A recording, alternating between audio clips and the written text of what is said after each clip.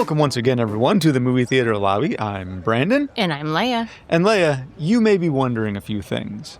Why would I be wondering a few things? Because, of course, you see, I've got this... You remember our Batman Returns episode? Yeah. Where I had that kind of sexy Catwoman costume on? That was different, but I liked it. Yeah, it was good. I'm wearing it again. I'm sure you've noticed. I mean, it looks good. You wore it a few times, so... I wasn't real surprised when I saw it. Right, no, it shouldn't be a shock. But I've got you, of course, the Batman costume again. I'm giving you options this year, with nipples or without, because, of course, there was the famous Bat Nipples costume. Well, so you can take your I'm choice. pretty sure nipples is always in. It's always in fashion. It's always in You're fashion, right. yeah. Okay, well, we'll get you dressed up for that. And you're also probably wondering why we're not inside the movie theater lobby yet. We're just outside. Because I got a little surprise for you inside. I've got a good news, bad news situation this week. See, it's been a while since the Brandanigans have happened, and we talked about that, I believe, last episode, or the one before, one or the other. Well, I've got a little thing going on today, so let's just kind of open up the lobby doors here. Of course, Leia, you can see, we have quite the shindig happening in here. Halloween party! How did you happen to plan this without me knowing? I sent out a lot of secret memos. Okay. You know, we've got some of the greats. Oh, hey, hi. Yeah, we got a Chucky over there. Oh, wow. Look at over here. Look at this. Yeah, look at that. Jason. Wow. Very nice. Yeah, nice, really well nice put costume, together. Yeah. We've got, there's Regan from The Exorcist, nice right? to meet you. Nice to Spinning meet you. heads. Whoa. Yeah. She's thrown up She's again. vicious. Yeah, she all the time. Wow. All right. It's nasty. In fact, we we're just gonna keep get her over there. Yeah, Okay? we're gonna get the guy who's dressed up as Toxie to just kind of clean up. Oh yeah. After. Hey, look at that. Look at that. All Works right. out nice, Yeah, right? Yeah. Oh, and look over there, Michael Myers. Wow. That guy. He's looking pretty stacked, honestly. Yeah. Who'd you get to dress up as him? Wow. That's a secret, and he's a big dude. We'll maybe find out. Do you think he does it in costume? Does what? It. Probably. Let's find out later. Anyway, so here's the deal. We're throwing a big shindig because, of course, Halloween. Yeah. It's that's that why time I'm dressed of the up year. as Batman. Right. It only makes sense. And this is the last episode before our 1-year anniversary. So that's where all the good news ends. Right. Leia, I don't know about you. I haven't been charging for the people coming in to see movies here for the tickets. I've just been letting people... You haven't? No. You were in charge of that. I was. Have you been charging? Well, no, because you're in charge of that. Okay, great. I also have not been charging for the concessions, except for the Reese's Peanut Butter Cups. Those are precious to me. Yeah. So... Okay. Cool, Brandon. I hate to admit, I know you put me in charge of the money, and that was probably a big mistake. Yeah. So we were way underwater. Yeah. And you know... I can see why. You remember when we had Happy 2 here? He was here for the My Bloody Valentine episode. And then we kicked him out because he wasn't very good at bartending. And then he bought the space across the street and turned it into a Twilight Zone themed bar. Yeah. Well, we were having some financial issues, so we had an anonymous offer to buy the movie theater lobby. I didn't realize it was Happy. Oh. Happy 2. He doesn't like us very much. Okay. He's evicting us. Oh, that sucks. So... Where the hell are we going to go? We're doing our little kind of Halloween blowout shindig. Aw. And this is going to celebrate our last episode of the movie theater lobby. That's sad news. Yeah. I said it was a good news, bad news situation. I'm glad to see all the people here. It's nice. Yeah, we're going to party. Quite a great turnout. All day long. And then afterward, Leia, stick around. After we kick everybody out, I'm going to burn this motherfucker down. If we can't have it, Happy's not getting it either. You want to help me out? Well, of course. Of yeah. course. Fire's, fire. Right. Fire. So, before we get to all that business, let's talk about one final movie, right? Yeah. Let's send it off with a bang. Let's do it. Before we burn it. I mean, it's Halloween, so I can only imagine we're talking about one movie. Leia, which one is it? Trick or Treat. Let's get into it. So the movie is made up of these 5 interwoven stories. Basically. They all occur in the same neighborhood on the same night. The movie kind of starts where it ends. Story 1 features a couple coming home from a Halloween party. While taking down a few of their Halloween decorations, they find out the hard way What happens when you blow a jack-o'-lantern out before midnight on Hallows Eve? Don't break that rule. Yes. Story 2 features a high school principal leading a double life. Besides being a dad and a high school principal, he has a secret life as a serial killer. He finds out quickly that he isn't the scariest terror in the night. Story 3 follows a college virgin who just hasn't met the right guy for her. Aww. Her friends hook her up for a Halloween date at a bonfire, but we soon discover she's a very different type of virgin. Story 4, we meet a group of mean teens playing a prank that they take just a little too far. Our actions have consequences.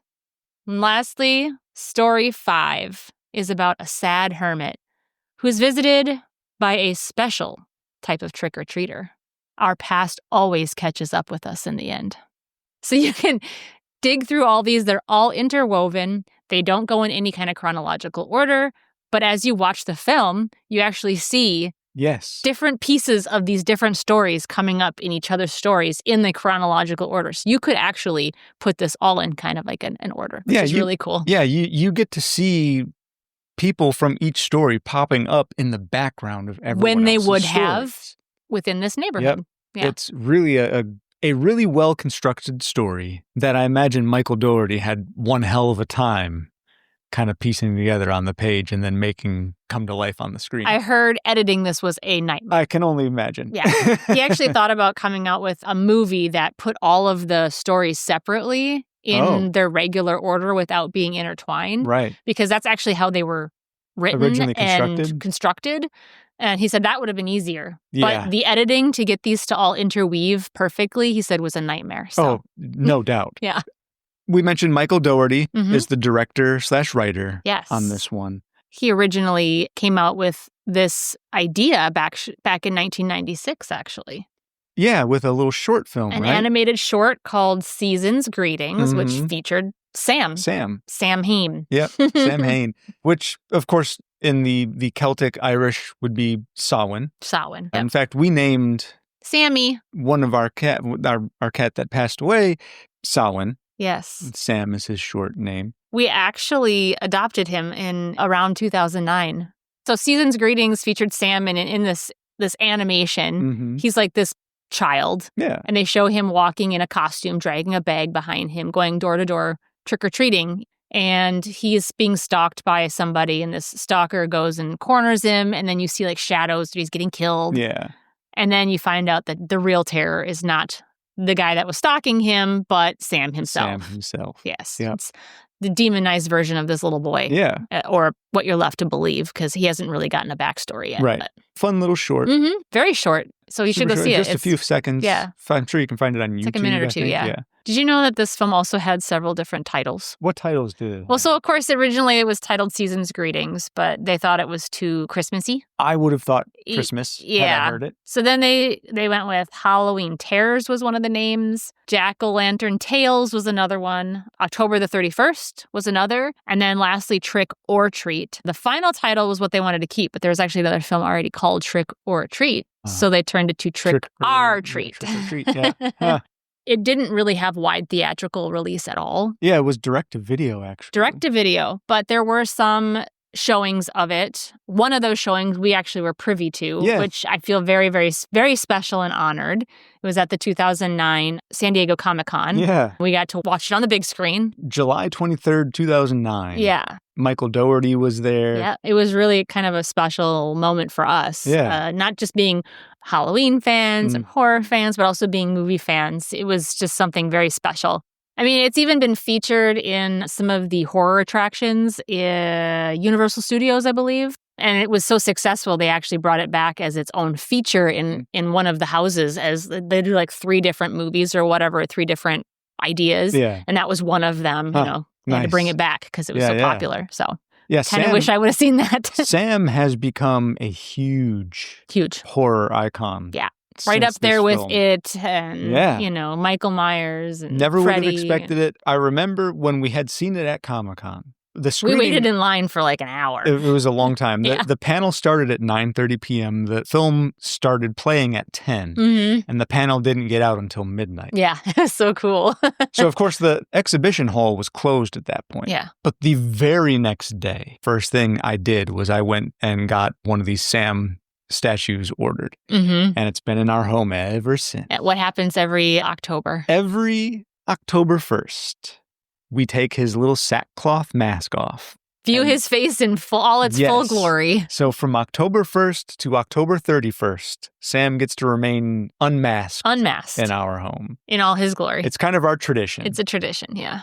You mentioned Sam not really having an origin from the season's greetings, right? Somebody had asked Michael Dougherty at one point, how would you picture Sam's origin? So there was an artist, his name is Charles Adams, and he had done a painting for the October 30th, 1989 cover of New Yorker magazine, and it was called Self-Carved Pumpkin, where it's like a pumpkin patch. It's a darkened field, and there's one pumpkin that has a knife coming out of its top, and it's like carving its own face. Its own jack-o'-lantern face. Very fitting. Yeah. Michael Dougherty had said he would envision something like that for Sam, maybe not that explicitly. Yeah. In fact, there was one of the graphic novel parts, a pioneer girl who had gotten a doll from a First Nations person that depicted Sam. So it's insinuating that this Sam character crosses cultures and is a very old ancient spirit.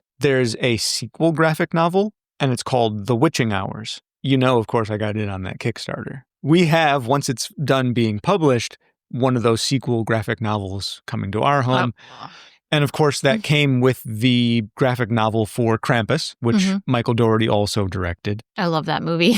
And it comes with the omnibus of the first Trick or Treat graphic novel as well. So very good. We've got a big old amount of stuff. I mean, I'd be sad if we didn't have all that. So they've been talking about a sequel for a number of years. The last thing I heard was that maybe in like 2021 or something like that like it was going to be produced, but it's still kind of just up in the air. Sitting in limbo. Yeah. Unfortunately. And there's been a couple production studios that were going to take it and then they didn't. And just not working. Yeah.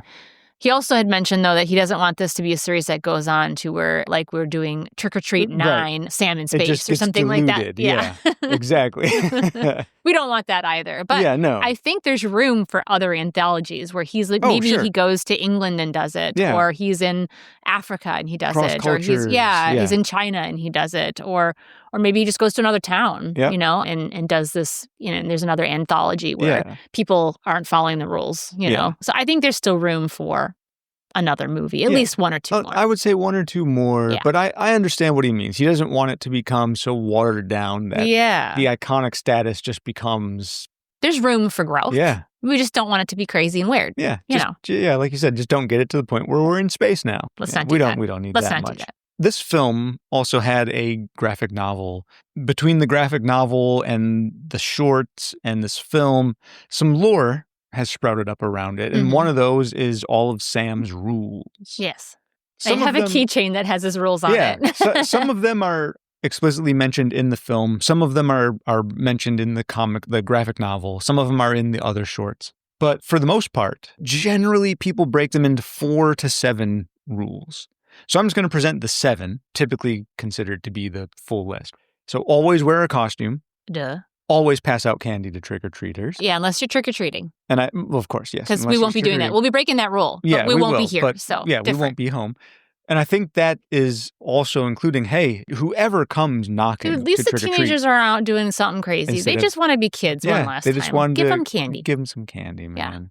You have enough time to grow up. Yeah. I don't care if you're 15. I don't care if you're 18. If you want to go trick-or-treating, by all means, do it. They could be out causing trouble, and instead they're just trying to get some candy. Yeah. Just give them a fucking Reese's peanut butter cup, man.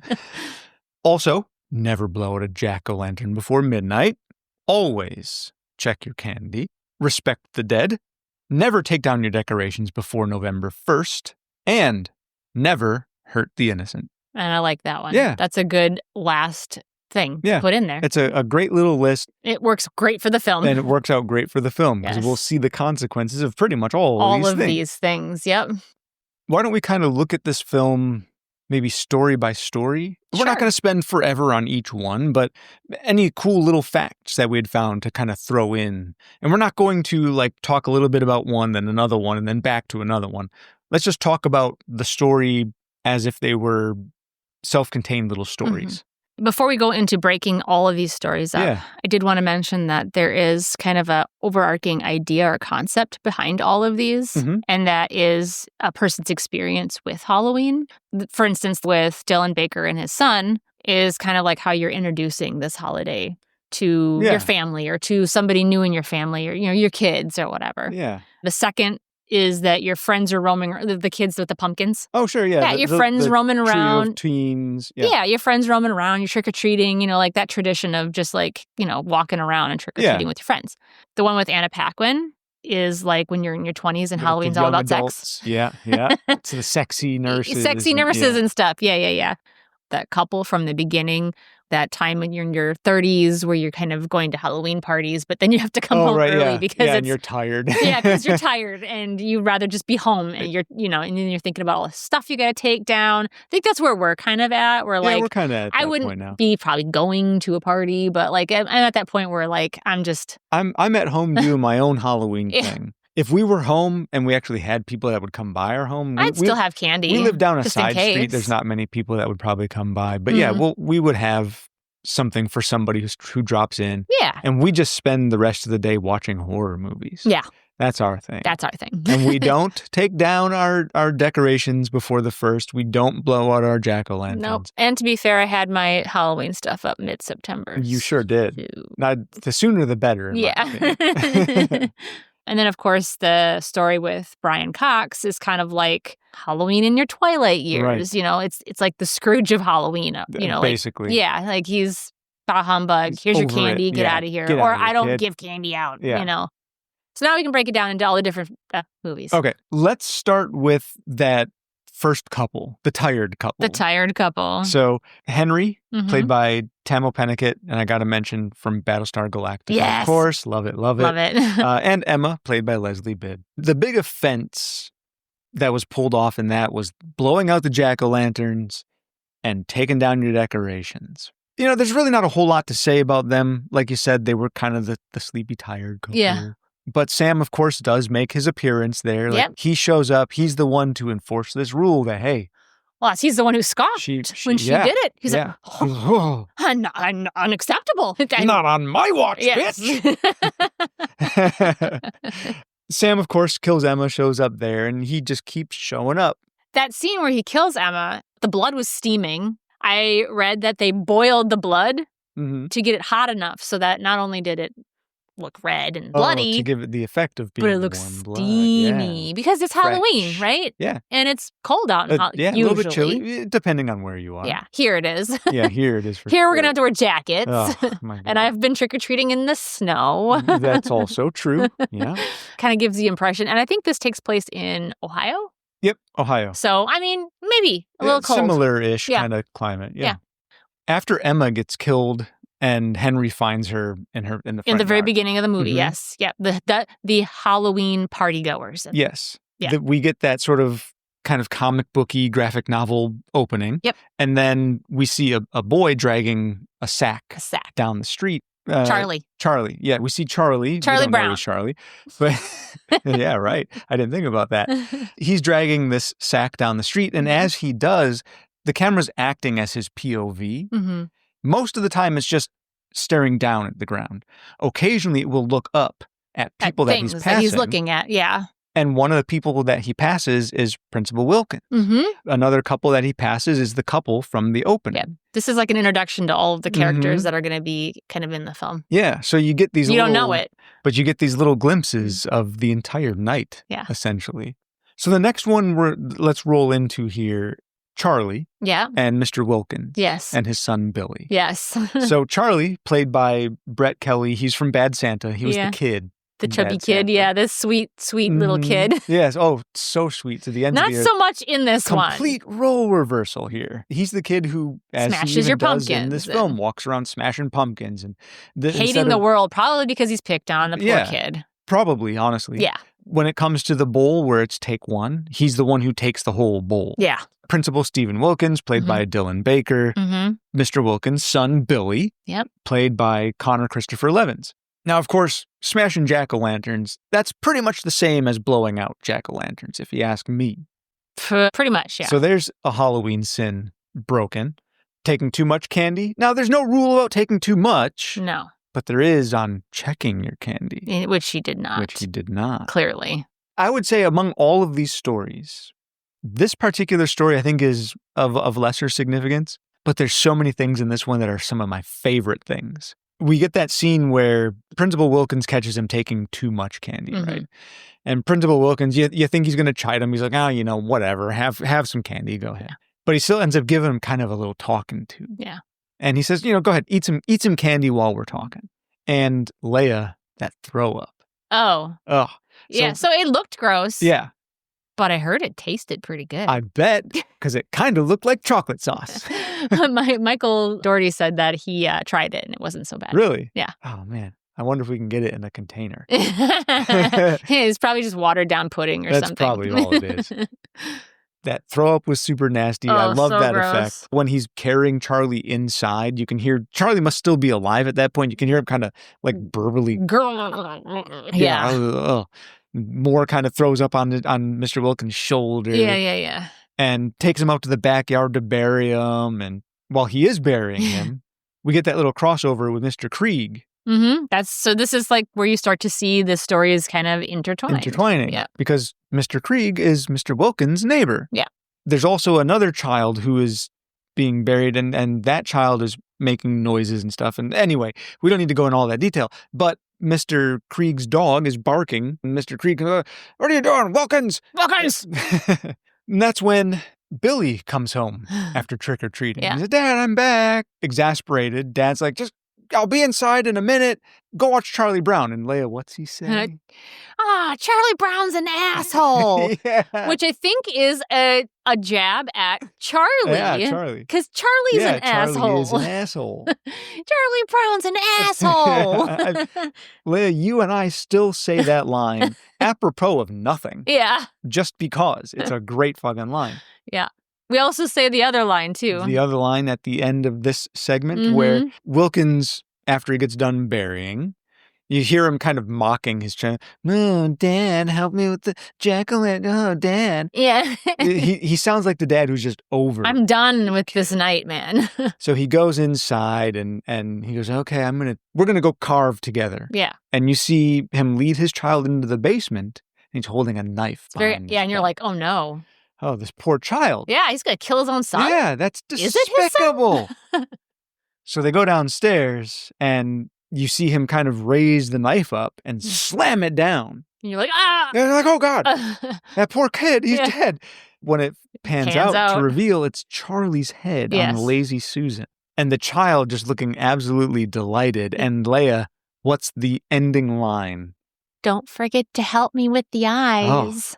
Oh, creepy. Gives me the shivers. Love it.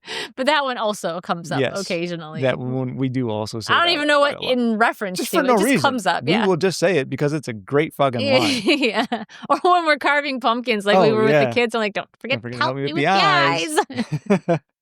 Did you notice that Billy was dressed kind of like Chucky from Child's Play? It was a nod to Chucky, but he's wearing bib overalls in a striped long sleeve shirt. When they're down in the basement. Yeah. Yeah. Huh. So it's a little nod. So throughout this film, actually, Michael Doherty really wanted to. Oh, he flavored it with a lot of eggs. Yeah, and that was one of the homages to our horror genre was Billy dressed as Chucky. I didn't think about that now because when I think of Billy, I think of him when he's calling out the window to his dad in the backyard. And when he's doing that, he's dressed in like this button-down shirt. Mm-hmm. He's basically dressed as his dad, more or less. Pretty much. But yeah, you're right. When they're down in the basement, it is a totally different outfit. Totally different. Also, this is the first time where you kind of get a glance at the candy that's being distributed. Mm-hmm. All the candy had to be made up with different names. So like one of the names was Big Fudge Log. They had to come up with different names for these candies. One of the candies was named after somebody who's involved in the movie. But the big reason why they had to do that is because all the candy in the film was either poisoned or filled with razor blades. So there isn't a candy company in the world that's going to be like, oh yeah, sign me up, put my name on that. Yeah, no. That's a real bad look. No. So yeah, that they had to change all the names. So this is kind of the first time you get a glimpse. Yeah, a glimpse of of the different candies. Like you mentioned, the Big Fudge Log or the Latke Bar or the Holly Ho, which we'll end up seeing later on as well. The Latke Bar is the one is named after a gentleman who somebody worked on the there. film? Yeah, he's works on the film. That could be. I'm pretty sure it was, yeah. Shortly after that, Wilkins kind of continues on in the movie. This is not the end of Wilkins because we see him on this parade street dressed as a vampire. Mm-hmm. Yeah. And he's preying on women. Mm-hmm.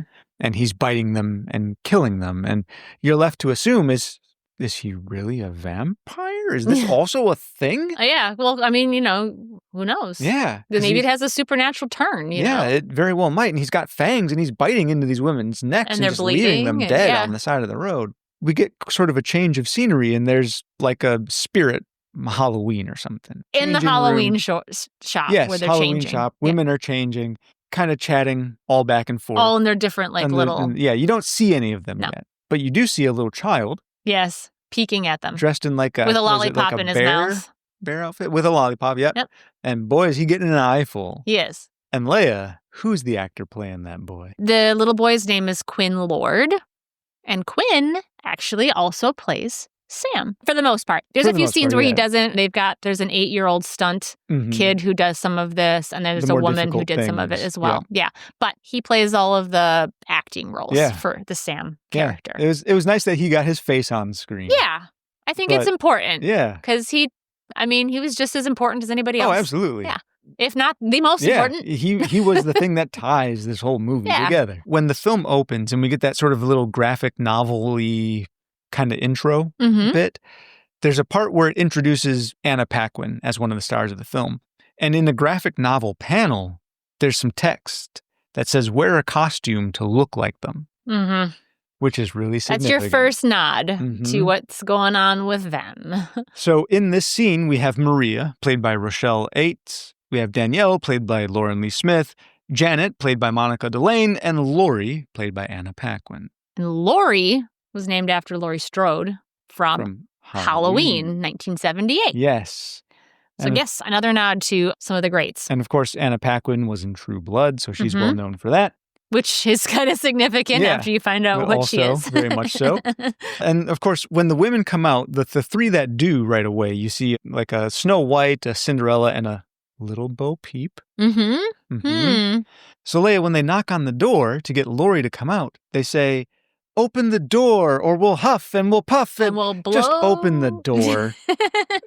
Just open the door. So when Laurie meets Mr. Wilkins and he says, my, what big eyes you have. And there's even a point where Danielle also says, her and some of her friends are referring to Laurie. Quotes, Mom always said she was the runt of the litter. Yeah. So a lot of little nods to what was about to transpire. Yeah, and then in fact it was still a surprise when I first saw it the first time. Yeah.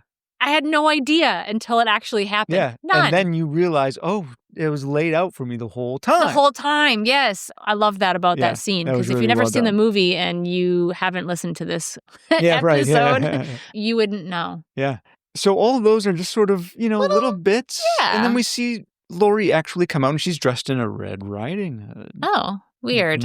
There's a little bit of a theme going there if you start putting it all together. Yes. Like we mentioned, this is kind of where there's a lot of talk about being her first time. So like you mentioned, the virgin, college-aged student sort of situation.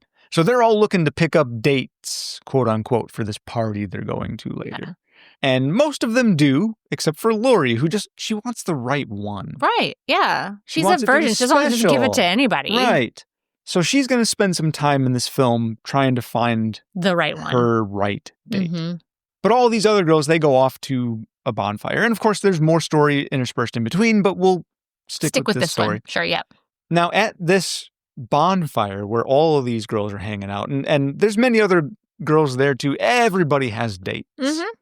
The whole time Danielle is calling her sister, Lori, Mm-hmm. trying to be, okay, where are you? What's going on? Hey, I found you a date. Yeah. If you don't have one. And during that phone call, Mm-hmm. in the background, if you hear, the song Cry Little Sister is being played. Yeah. Which is another nod to a film. If you haven't heard it, you should go watch it. It's called The Lost Boys. Yeah, from fantastic. 1987. Love The Lost Boys. And not only is it, just like a nice nod to a horror film, but it's kind of poignant because in that film, what Brandon's about to describe happens in that film too, in a very similar fashion. Very similar. At a bonfire. Yep. So super appropriate. Super appropriate. Now, another nod that happens right at that moment, we flash to the person that Danielle is intending to set Lori up with if Lori hadn't found a date. Mm-hmm.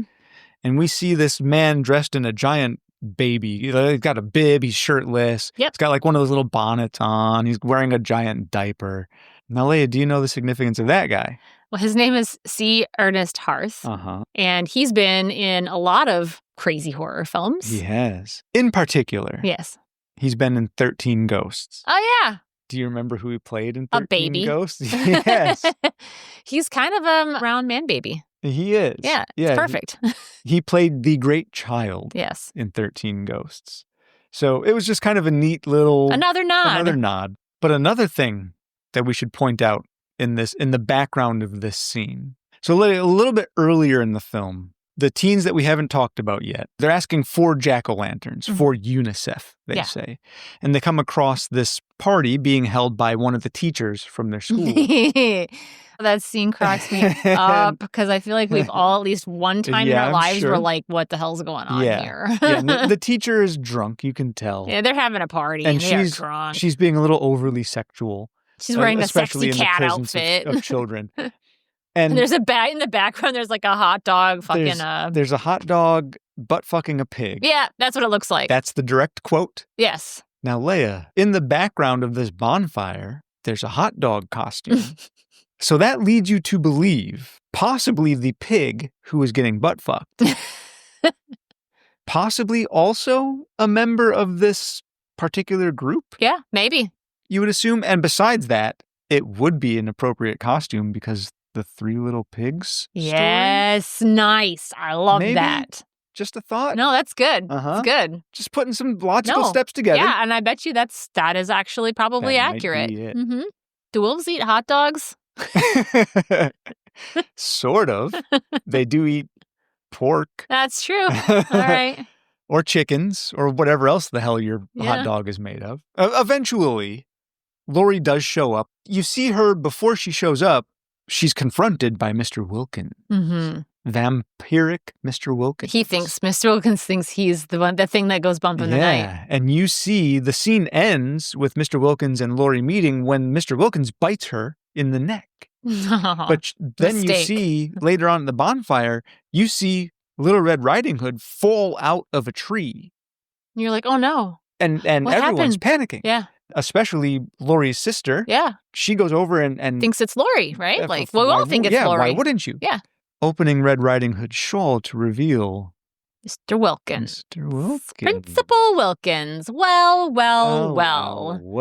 You don't look so scary now, do you? He's crying. He's crying. Help Probably me. peed himself. He's got a broken leg. Yeah, He's not looking fucked. Yeah. The girls even reach in, pull some fake fangs off of his teeth. Yeah. He's a gold bricker. Yeah, he's a gold. He's not even a vampire. Not a bro. Vampire. He's just gross. And that he's just a serial killer. Is when Lori comes walking in, hair all disheveled. Yeah. Looking like she's just had a time of her life. Clothes a little kind of offset. Yeah.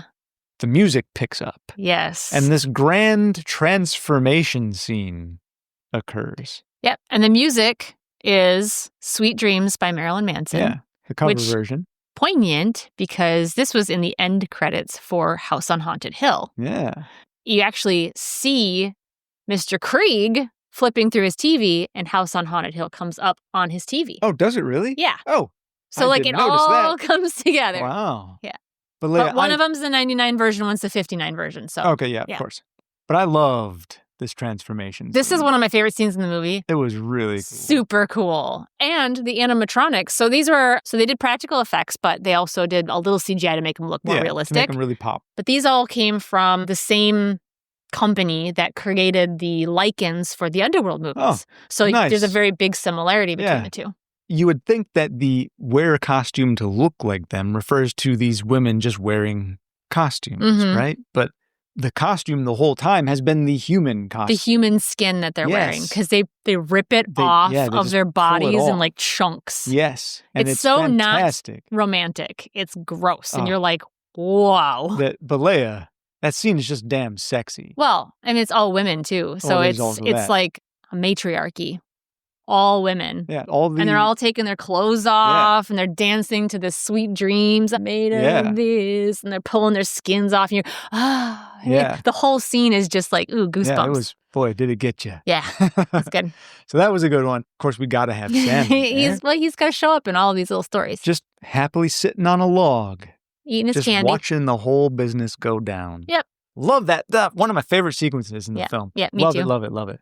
Next, let's talk about the 4 teens who are looking to be a little mischievous and play a prank. Yeah. We've got Macy, played by Britt McKillop, Sarah, played by Isabel DeLuce, Chip, played by Alberto Gysi, and Schrader, played by Jean-Luc Bilodeau. I love that name. Ooh, I know. Be still my heart, Leia. Oh my God. Have you seen pictures of him recently? Recently, yes, I have. Okay. Try not to dwell on those too long. Yeah, let's also mention that Rhonda was played by Sam Todd. Okay. So there's our cast. Whew, the vapors. The first 4 characters we mentioned were going about town. We mentioned how they stopped at the teacher's house and the hot dog butt fucking the pig. Yeah. They were asking for jack-o'-lanterns for UNICEF is what they said. But they needed a certain amount of jack-o'-lanterns to pull off this prank. Right. And this story is very highly involved in Mr. Krieg's story, too, yes, which you find out. These stories aren't necessarily separate. No. They're actually kind of... They really all just do domino fall into each other. Yeah, those 2 stories in particular are very closely intertwined. Eventually, they convince Rhonda, this socially awkward She's different. girl. They're looking to play a prank on her at this quarry because they're mean kids, and, you know, you make fun of people who are different just because, when you're apparently. a teenager, apparently. They want to take her to this quarry where the local legend says that decades before, a school bus driver had been paid to drive the bus, dispose of these children that all of these parents were embarrassthey by. These children were different. They all had different disabilities. Yeah. The legend goes he drove them into a quarry. They all drowned. But they are taking Rhonda there to pull this prank on her. They're going to perform this ritual, quote unquote, and summon the dead children. Right. Very theatrically, they start shouting in the dark in the misty quarry as they're being dragged off into the dark by these monsters. And then Rhonda starts freaking out, panicking. She wants to escape, but the elevator won't work, only for these kids to come out laughing and reveal, we've been pranking you, super funny. One, she broke her glasses. They're having a grand old time, but things go south. Yeah, pretty quickly. Because the legend must have been true.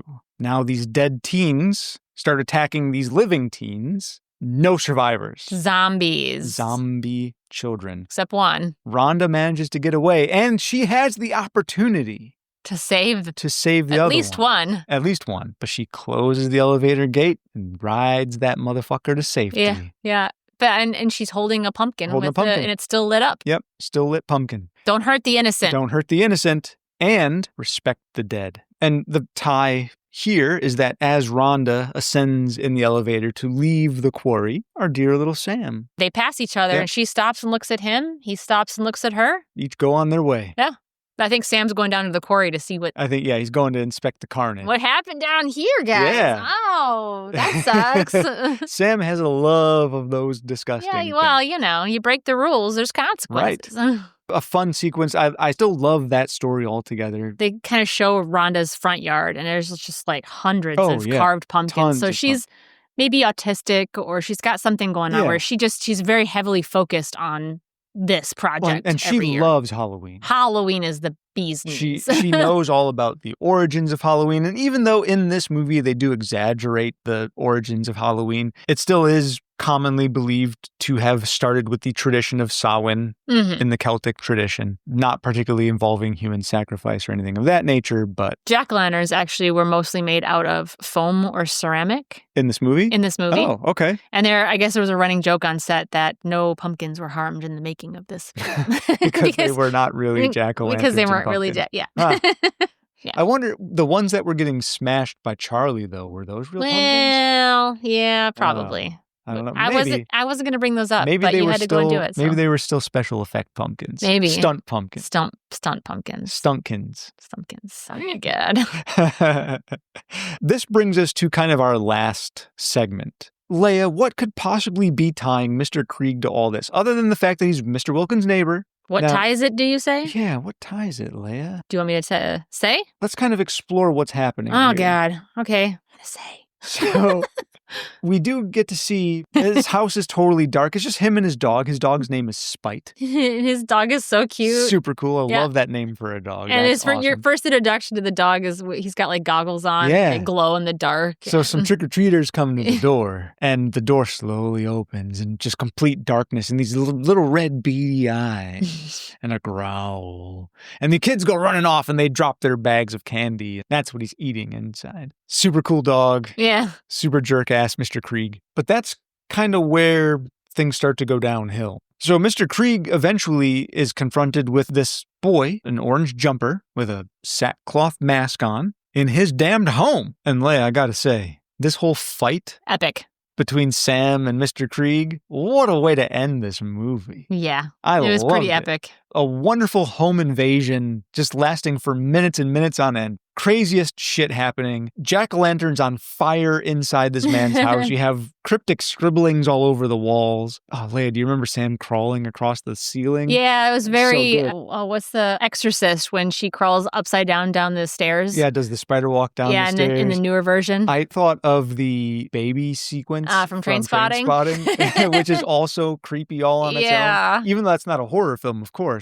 But that is... It's pretty horrific, though. Boy, is that scene unsettling. Yeah. Oh, my God. But yeah, just an overall great friggin' scene. There's even another scene in there where he cuts off Sam's hand. Yes. It's moving independently of itself. Yeah. And this is another nod to another famous movie, but Mr. Krieg says, "You've got to be kidding me." Oh. When he sees the hand moving across the floor. That line's familiar. Yeah, it's very similar to John Carpenter's The Thing, of which Michael Dougherty is actually a huge fan. Yeah. So that I mean, if you're a horror fan, how could you not be? You better be. Yes. Yeah. Brian Cox's character is actually also based on John Carpenter. John Carpenter. Yeah. And I believe Brian Cox even wore prosthetics and a wig to look like John Carpenter. That was one of his stipulations with joining the film. I have to look like John Carpenter. That's a weird stipulation, but I'm on board. What a way to really bring that character to life. Absolutely. During this whole battle, we see Sam break out this Holly Ho bar, and it's the same Holly Ho bar that he had gotten from Wilkins earlier in the film. And as he opens up the candy wrapper, there's a blade inside the candy. Because Wilkins is putting razor blades and poison in the candy. Yes. What a great way to still tie all that still back together. Mm-hmm. And this is what he starts really terrorizing Mr. Krieg with. He cuts his Achilles tendon. Yeah. So Achilles tendon is another nod to Pet Sematary. Sam demobilizes his victim by cutting his Achilles tendon. And it's exactly what Gage Creed did to Judd Crandall in Pet Sematary, the 1989. Just another nod, you know. Just yet another. We also have to mention another piece of candy, a lot kabar. A lot kabar. This is the scene where we finally get to see Sam's face. Because Sam's mask gets ripped. You get to see when he's being assaulted by Mr. Krieg, who at one point does get the upper hand. Shotgun blasts his hand off. Upper hand, pun not intended. Or pun intended, I should say. You get to see his full face because his mask gets taken off, and then Mr. Krieg actually shotguns his face and explodes in pumpkin gore, which is awesome. But Sam puts the mask back on, and the mouth area of his sackcloth mask is torn open, so you still get to see his mouth kind of chomping. Now, Mr. Krieg kind of backed into a corner, reaches up on a TV tray and a candy bar falls onto his chest. Mm-hmm. Sam's got this in the bag. This man's dead meat now. Absolutely. Sam raises this lollipop, which has been freshly bitten, into this sharp little point and stabs it down on Mr. Krieg. Which should look familiar from the beginning of the film, P.S. by the way. And it'll be reintroduced in that scene in a moment. But he stabs it down on Mr. Krieg into a latke bar. Latke bar. So Latka is actually the name of one of the co-producers of the film. His name is Peter Latka. Okay. So it's named after him. Sam has gotten some candy. He has. That's all he wanted to begin with. Inadvertent as it is. That's what he wanted. Mr. Krieg has technically followed the rules. Yes. And given a trick-or-treater some candy. Mm-hmm. He just Sam gets up. takes a shit and leaves. Yeah. Mr. Krieg's just like, oh. Mr. Krieg's like, what okay. the fuck just happened? So Mr. Krieg, you get to see him in a moment. The screen cuts away and then comes back to the man, and he's bandaged up. His face is bandaged up. His arm is bandaged up because Sam had broken his arm. And he's looking Mr. Scrooge after having seen the Three Spirits of Christmas, because now he's coming to the door regularly and handing out candy to the trick-or-treaters. Fucking better. Yeah, you better have learned your damn lesson. You just got your life spared. As he goes to hopefully just retire for the night, it seems like he's just ready to sit the fuck down. He's tired. It's been a long day. There's one more knock at the door. And Mr. Krieg kind of all right, turns around to open the door. Ooh, baby Leia, who's on the other side of that door?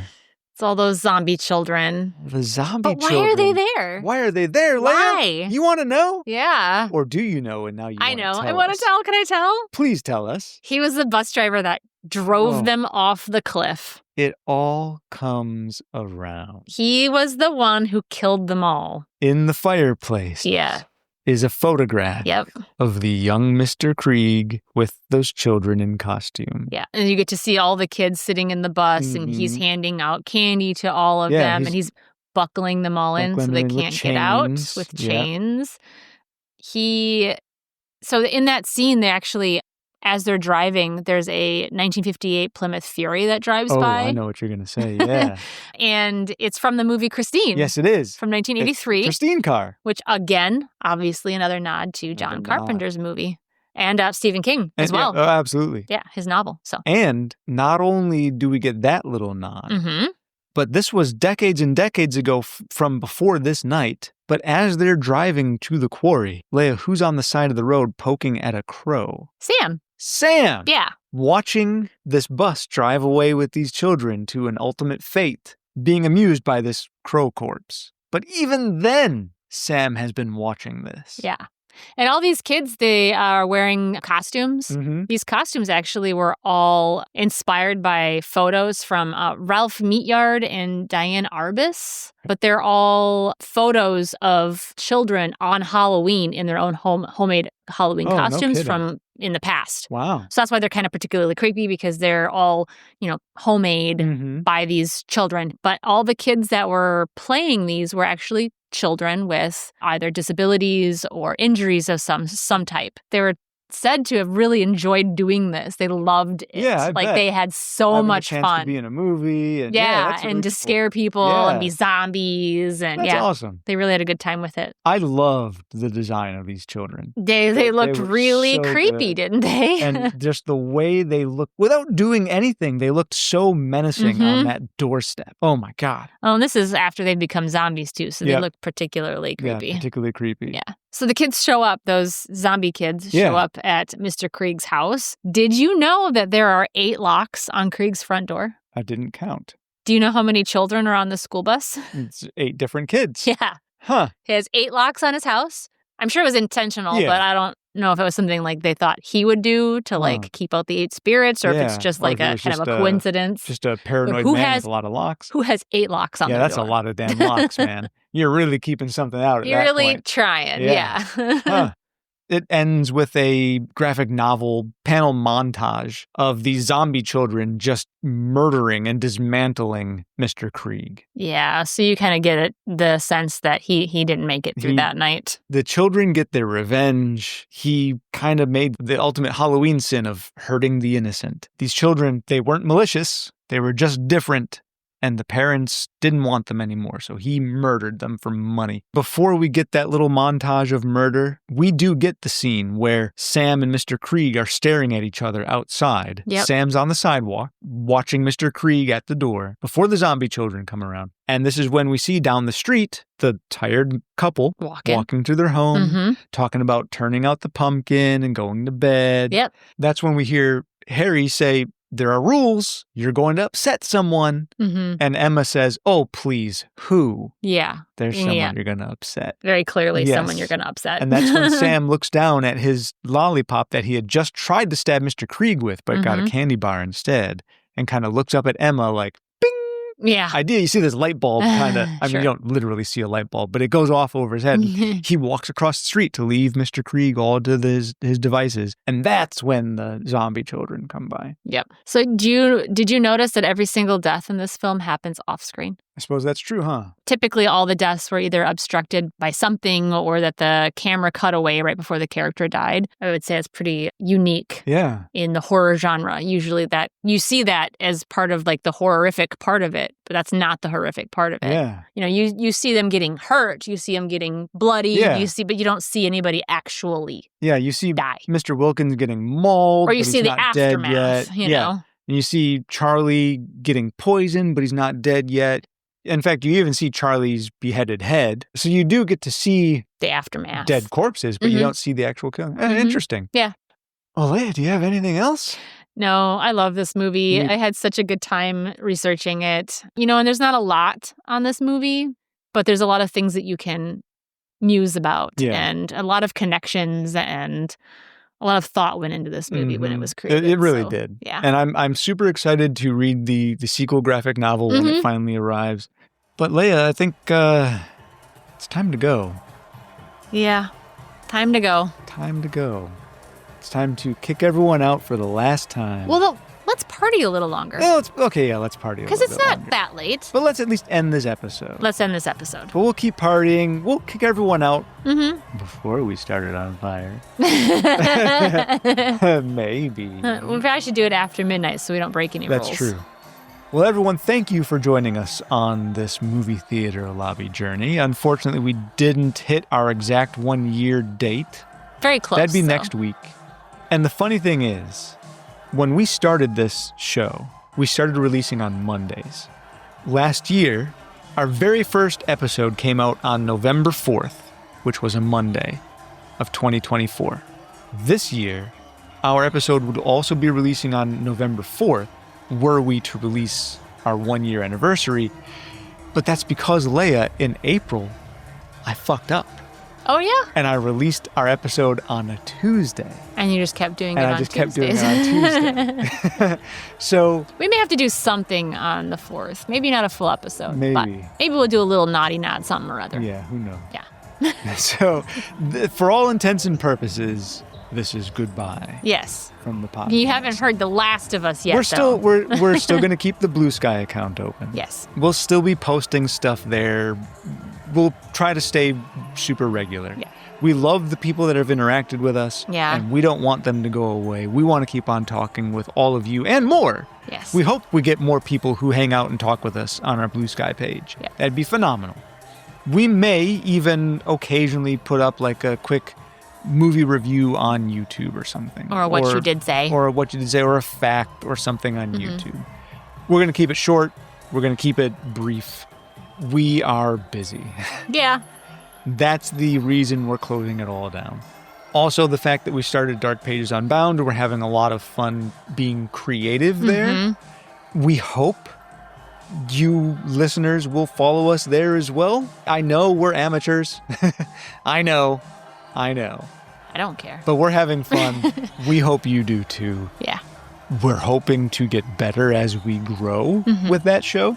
But if you want Brandon and Leia, find us on Blue Sky. I'm going to try to revitalize the Instagram account on that to just kind of keep another platform for people to find us. Find us on Blue Sky. Find us on Instagram. You can still email us at the Gmail address. Leia, what's the Gmail address? themovietheaterlobby@gmail.com. Bingo. You can still reach us in those places. Just do not expect podcast episodes. Yeah, unfortunately. It's not in the cards right now. Yeah, just moving on from this. Yeah, because we're just so busy. Just too busy. With all that said, maybe a final goodbye next week. Maybe. Maybe. This time, it's for certain, we're ending.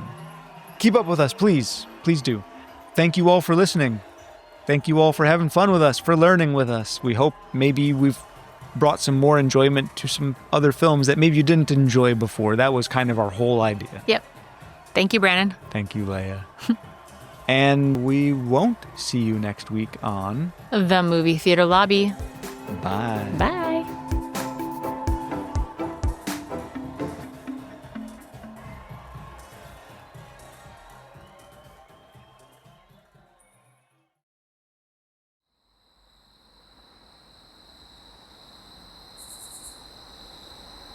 So Leia, everyone's gone. Yeah. It's eerily silent. We've been in this area silent before with our Basement Chronicles when it was just us here before. But did you bring the gasoline? Yes. I got the lighter. Yeah? What do you say we tell Happy 2 to go fuck himself? Let's do it. Let's burn this motherfucker down. All right. Ready? Yeah, let's All right, do it. start pouring it. Start pouring it. I'm going to get this lighter going. You know it takes me a few tries to get this lighter here.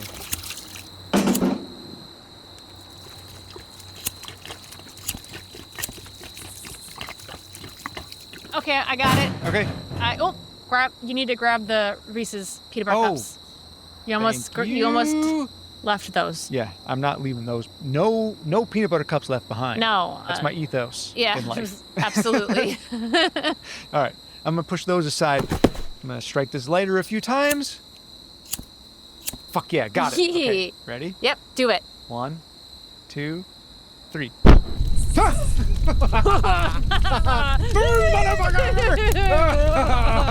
Take that, Happy 2. Fuck you. Yeah.